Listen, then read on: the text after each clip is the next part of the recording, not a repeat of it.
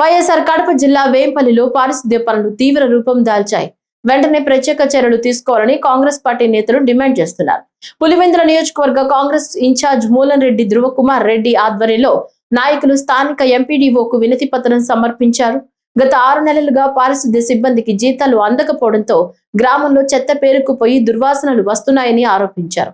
మురికి కాలువలో ప్లాస్టిక్ వ్యర్థాలు పేరుకుపోయి పరిస్థితి మరింత అధ్వానంగా మారిందని, దీనికి కారణం విష జ్వరాలు వ్యాప్తి చెందుతున్నాయని ఆందోళన వ్యక్తం చేశారు.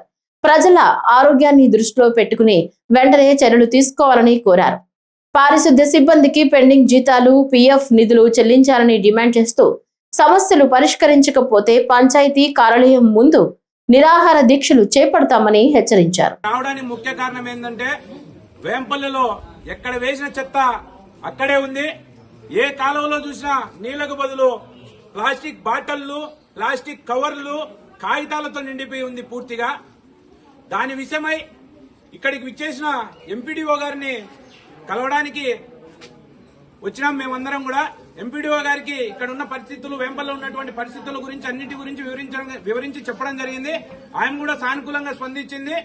వెనువెంటనే ఇక్కడ ఉన్నటువంటి పారిశుద్ధ్య సిబ్బందిని అందరినీ కూడా పిలిపించి ఇక్కడ ఉన్నటువంటి పారిశుద్ధ్యాన్ని క్లీన్ చేయించమని చెప్పడం జరిగింది. అదేవిధంగా ఇక్కడ ఉన్నటువంటి పారిశుద్ధ్య సిబ్బందికి దాదాపు 5 నెలల నుంచి జీతాలు రాకపోవడం, 2.5 సంవత్సరం పిఎఫ్ రాకపోవడాన్ని కూడా ఆయన దృష్టికి తీసుకుపోవడం జరిగింది. మేడం గారు, ఈఓ గారు ఇద్దరు కూడా చాలా సానుకూలంగా స్పందించి ఇక్కడికి స్పెషల్ ఆఫీసర్ గా వచ్చినటువంటి రామంజన్ గారి దృష్టికి తీసుకుపోయి త్వరలోనే ఆయనతో తంబేపించి వీళ్ళ పిఎఫ్ గాని వీళ్ళ జీతాలు గాని ఇప్పించేదానికి మేమంతా సంసిద్ధంగా ఉన్నామని చెప్పడం జరిగింది.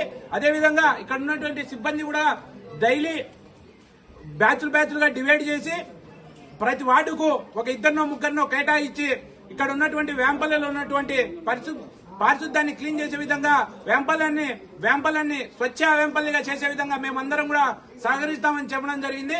మేము వాళ్ళకు చెప్పడం కూడా జరిగింది ఆఫీసర్లకు.